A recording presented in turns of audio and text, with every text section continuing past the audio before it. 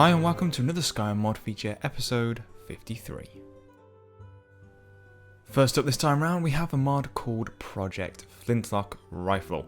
Now this is a sequel to the Musket mod and adds several highly powered rifles to Skyrim. The main features of the mod is that it contains an authentic flintlock rifle, a blunderbuss and grenade launcher, as well as has some animations. There is ammo for different damage values and to also balance the gameplay style. You're also able to upgrade these weapons and enchant them at the forge, and they're also follower friendly, meaning they can also wield the new rifles. There's also an optional ammo add-on which will add 15 new bullet types. The rifles can feel a little bit overpowered to begin with. They will take an enemy out pretty much in one shot. However, that's what you would expect from a rifle. And plus, there is the fact that once you fire that shot, you're then going to have to wait for the reload. And enemies can close in pretty quick while you're trying to reload the rifle. And this is very similar to reloading a bow or reloading a crossbow. All in all, if you're looking for something to spice up your gameplay and combat, then this is definitely a mod to try out. It's like bringing Fallout into Skyrim during the Industrial Revolution, that sort of thing. And it is actually quite interesting to see how these weapons play in game. So just a couple of things to note then. You will need the Dawnguard DLC in order to use the mod, and because this is a brand new weapon type and not what the game was built for, you will notice a couple of bugs here and there, but they shouldn't affect the core gameplay experience.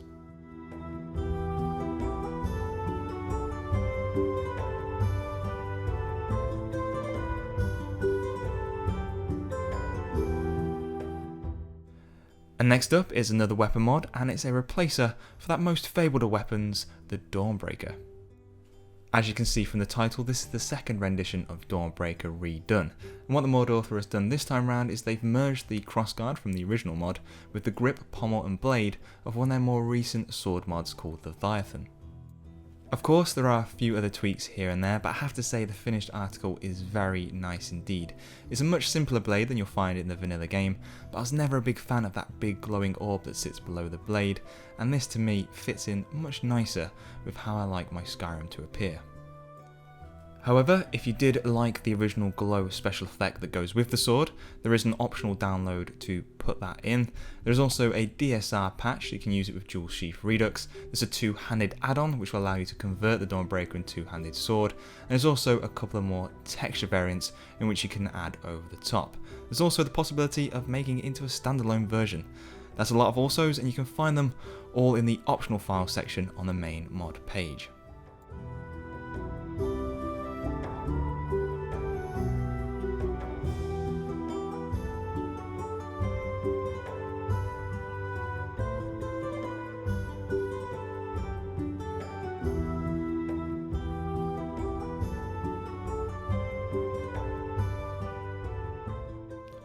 Next we're going to take a look at an armour mod that I wouldn't normally cover on the channel, mainly due to the armour's skimpy nature, and it's called Banded Iron Bikini. And the reason I'm showing this armour is because I really like the modular style that the author went for. You can remove things like the palindromes etc, change the type of armour you want for the breastpiece, you can even remove and change the type of legwear. There is also the option to add additional pieces to protect the face. And although the mod won't be installed for my Skyrim playthrough, I just like to give credit where credit's due. It's a great piece of armour, and if the skimpiness could be reduced, it may actually be something I would look at using for some of my followers in the future.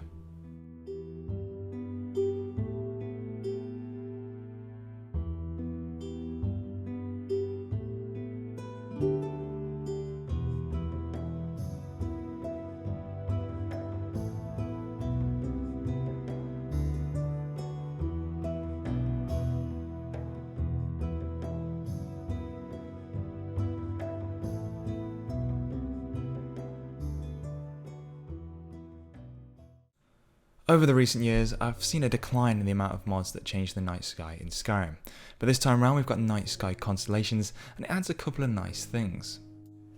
In these scenes you'll see that new planets have been added, new moons, new galaxies, and other interstellar phenomenon.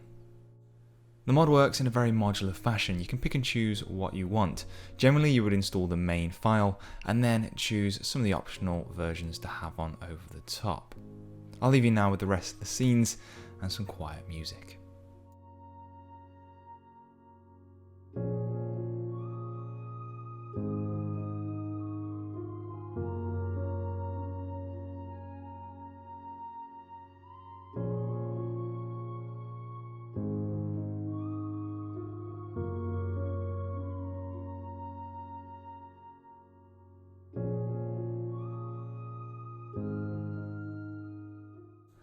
This next mod is called KS Hairdos, and it's a hair pack that contains 492 hairstyles.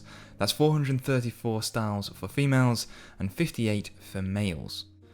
As you can imagine, that is a lot of hairstyles for one video, so what I've done is I've picked my favourite styles, and those are the ones I'm going to show.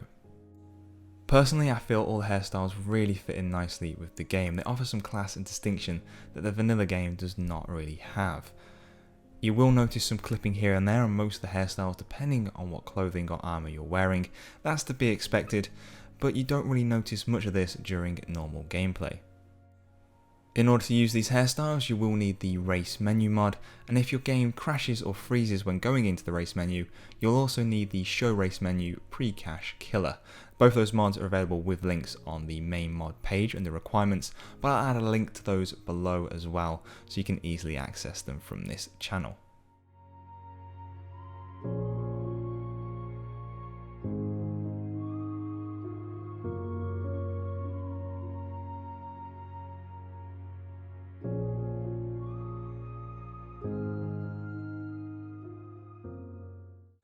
And to finish this episode, I've got another rustic mod from Gamwich, and also this time SparrowPrince. It's called Rustic Monuments, and I think it's actually probably the best rustic texture mod to come out of that series. And the main reason I think it's one of the best mods to come out of the rustic series is because the amount of detail that you get with this mod. It's a really nice high resolution texture that Gamwich and SparrowPrince have created, and especially here on the memorial wall. I didn't even know that this was a memorial wall until I installed the mod. I didn't realise each brick had an individual name on it. And this really gave me a deeper insight into Windhelm's history and how they really give thanks and remembrance to those who have gone before. The mod comes in a varying amount of resolutions, all of which can be chosen upon installation, and you can install the mod via Nexus Mod Manager or the mod organizer. The mod also not only affects the memorial stones, it also now affects the tombstones which you'll find in the graveyard area. That's where you pick up the mission or the quest to find the killer in Windhelm.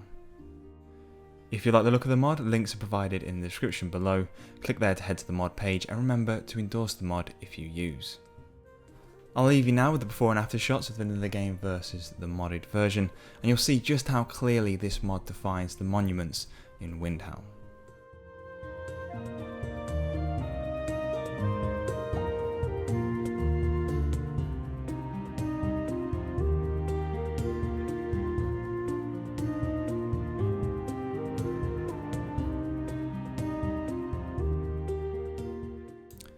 So that brings me to the end of episode 53 of another Skyrim mod feature. As always, if you've liked any of the mods that I've shown in the video, you'll find links provided in the description below. If you click those, you'll go to the main mod page, and if you download and install and use any of the mods, please do remember to endorse. As always guys, thanks for watching, and I'll see you next time.